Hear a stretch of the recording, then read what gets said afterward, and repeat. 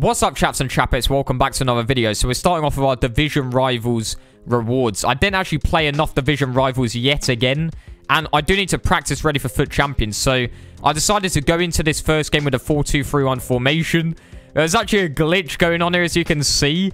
It was in like this weird camera angle. It's like some cinematic, dirty cam. I have to admit, it was actually a good bit of fun, but I don't know, like it's showing a highlight of Jamie Vardy there as I'm like dribbling on the ball. So he pauses it. So I don't know. I assume that we both had the glitch, and then after the pause, it basically resets and goes back to this. So in this game, I think we were playing the 4-2-3-1, and then we switched to the 4-1-2-1-2.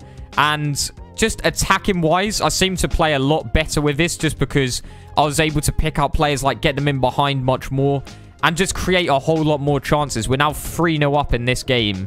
And I don't know, like I really like the aggressive style of play with a 4-1-2-1-2, where you kind of like get it up to your strikers or get it up to that sort of front three and just start playing the triangles. And once you start getting into those positions, you can take them on in like 1v1s and really start to damage the defense type stuff. So we actually get a goal off a corner here. We're actually getting goals for once off the corners. Maybe it's just, you know, I needed a bit of practice, but Nasha that time scoring. And as you can see, all the players just making beautiful runs in a 4-1-2-1-2. Ben Yedder just making that in behind run. We pick him out there. And I forgot to actually take off the Katoldi guys, literally just in there for chemistry. And we bring on Taliso as the left centre mid. So we've got Junior and Dembele up top. Definitely when the FUT Champions rewards come in, I am going to be switching up the team. Definitely the attacking side of it, because the centre-backs and the defence is decent. That's why I put like Alexandra and stuff like that. I know that they're good enough to sort of keep in the team. I don't really feel like I need to replace those players at all. But as for the attacking players, you know, they're good. They're overpowered sort of cheap players, but I could definitely get better. I could start with just getting Ben Yedder, to be honest, in form. But yeah, I don't know, like, there's something about the 4-2-3-1. It is kind of like a more patient formation. But I like being able to just, like, consistently... I kind of find that I consistently create chances in the 4-1-2-1-2. And it's just, like, a faster pace. It's more... It's more aggressive than the 4-2-3-1 in terms of attacking going forward. And it is kind of like Fortnite type thing. Like, to get good at a game, you have to play aggressive football. I produced 22 shots in that game. I mean, if that's not aggressive play, I don't know what is. So, yeah, we're literally just grinding up Division 4. We give away a goal here. I don't know what I was doing there. Falls for Jamie Vardy after hitting the post. Absolutely shocking stuff. But as you can see, we're doing a lot of little drag backs, a lot of little 1-2 stuff like that in and around the box, creating space for the finesse shot there with Ousmane Dembele, who seems to actually be doing bits here. And once again, you can just see the beautiful little bits of passing play. We get away and we put that top bins, the finesse shot coming out to play. Savage, look at this. Oh my days. The dirty chip coming out as well. So, I don't know, like, it was just very good sort of attacking-wise.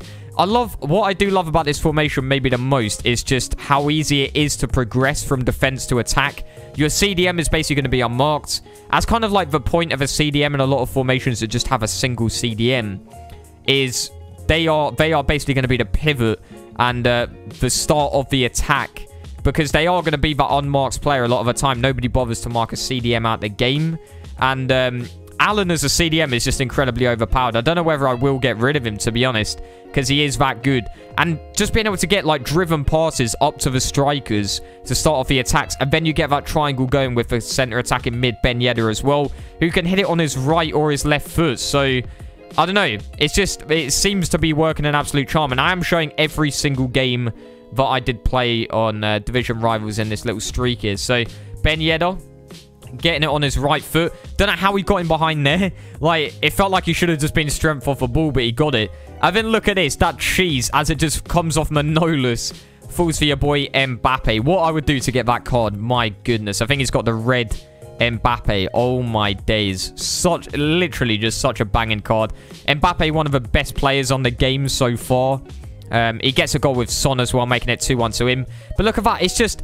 in behind balls are just very, very good this year. It is a very...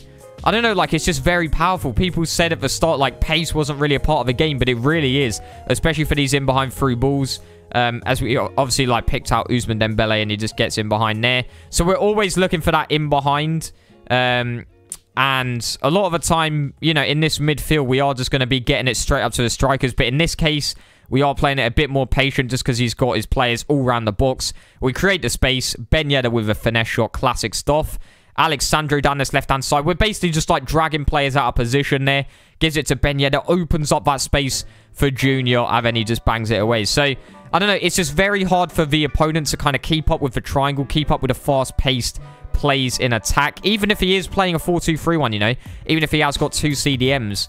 You can get in behind, if you get in behind that CDM structure just very quickly, which you're likely to do with a driven pass up to the striker, then you can just play that quick triangle. And even with just like 2 strikers, if you can just do a 1-2 pass, and one of them is going to start running in behind the defense, a lot of the time you're just going to get a free goal just from doing that. So, I don't know, that's just the way that the game is right now. I feel like in behind through balls are just very, very effective. And I'd have to say that is one of the reasons why the 4-1-2-1-2 for me is just so good. So, I don't know. I do play well with a 4-2-3-1. I think I am going to keep playing with a 4-2-3-1 in the defensive sort of phase of the game. So if I feel like I want to kind of like see the game out, or if I just want to control the game in midfield and like play more defensively, then I'll switch to 4-2-3-1. But I feel like for a lot of these games of FUT Champions, especially the tight games, this is going to help to alleviate the pressure, as well as also just making it a less of a tight game and hopefully just scoring much more goals. Because in each of these games, and bear in mind, Division Rivals is a very, very tough competition. Like, a lot of people are saying it is tougher than FUT Champions, and I have to say it is, although we are only in Division 4 at the moment. But even, like, these players are top-tier players, I'm not going to lie, that we're coming up against, and they are better than a lot of players that will be in FUT Champions. So, I do feel like playing that 4-1-2-1-2,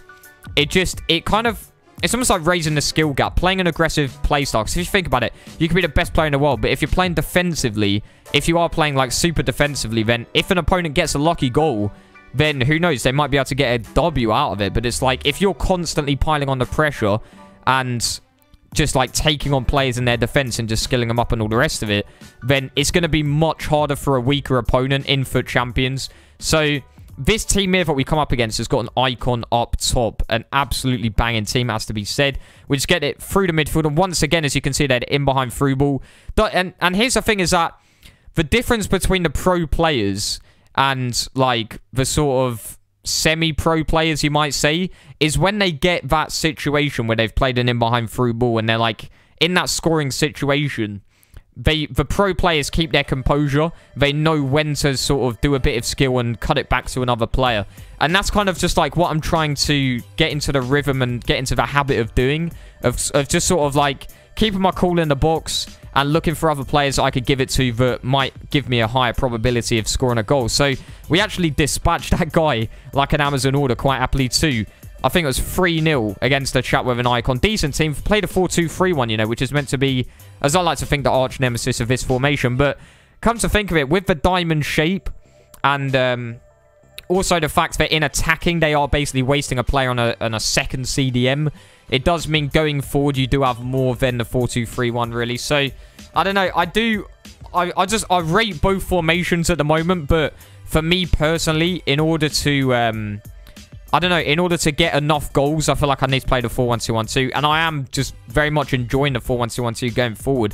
Once again, I mean, every single game with a 4-2-3-1, even when I was playing like Division Rivals, it was like 1-0, 2-0 games. These are absolute like goal fests right here as we get a 3-1 win there. We're up to 1,815 skill points, which is actually, you know, it's relatively difficult to get. It's not incredibly difficult, but we get a free kicker as Savage basically just got like bodied a little bit there. Well, not completely. He's a rough and tough lad. Ben Yedder tucking it away. He's actually so sick because he can just hit it on the right or left peg. In that case, with the outside of a boot. It was a really weird bit of play there. He manages to get away from my defender, even though I felt like he should have just tackled him because he opened up his body to the ball. But De Bruyne gets the goal there. And then plays another in-behind ball, this time for Mbappe, making it 2-1. I think I was actually playing a relatively high line. A lot of you might ask in, like, I don't know, ask in the comments or whatever, saying, like, what's your custom tactics? But the custom tactics for this were a little bit strange. I don't know whether I'd really use it because my depth was actually a bit higher than usual. Like, it was a relatively high depth. It wasn't super high. It's kind of just around about the midpoint. which is definitely higher than I have previously had it on, especially playing the 4-2-3-1. But, I mean, look at that. Like, in-behind through balls really are the go-to move right now. You know, they could have a quick defender. They could have a strong defender. And I found that Ben Yedder is able, just because of his balance and all the rest of it, he's been able to get the ball and actually be able to hold off a lot of the defenders. So we actually get a penalty there as the comeback is complete. And that's the thing. In a 4-2-3-1, I don't know whether I'm coming back. If I keep with a 4-2-3-1 there, I don't know whether I can create enough chances. And look at this. Like, I think this ultimately does summarize just how good going forward the 4-1-2-1-2 is. It's now 5-3. We've turned this game completely on its head, basically, as we get the ball with Ousmane Dembele there. He tried to move around his keeps. What are you doing? That was pretty shocking. I still actually need to kind of practice that. I don't know whether it's worth doing a lot of the time, though. It's kind of risky, because if you choke it like he just did, then, you know, you'd probably be thinking, probably should have just left it to the AI or whatever. But Ben Yedder, keeping a composure. He's sliding around everywhere. He's lost his head at this point of the game. 7-3. Gets the ball once more. Nice bit of pressure by Ben Yedder. Slots it in. Junior in behind. Ball roll around the keeps. That is disgusting as we play it across for Ousmane Dembele just to slot it home and make it 8-3. I mean, that is quite something. 8-3. 19 shots as well. So, I don't know. I really do think that this is going to help me a lot in FUT Champions, in, like I say, in the tight games. And also, I mean, a lot of the build-up is kind of different. With a 4-2-3-1, I was playing more of a possession style. Whereas this, I was kind of playing just more aggressive, more fast-paced. And sort of just forcing, I don't know, forcing the skill moves and forcing the quick plays upon the opponent so that, you know, a lesser opponent is not really going to know how to deal with it. And we're scoring a lot of corners all of a sudden as well, as we put in another goal there. 3-0 up against this chap. Cuts inside. Nice little bit of play, I have to say. Gives it to his striker, tucks it away.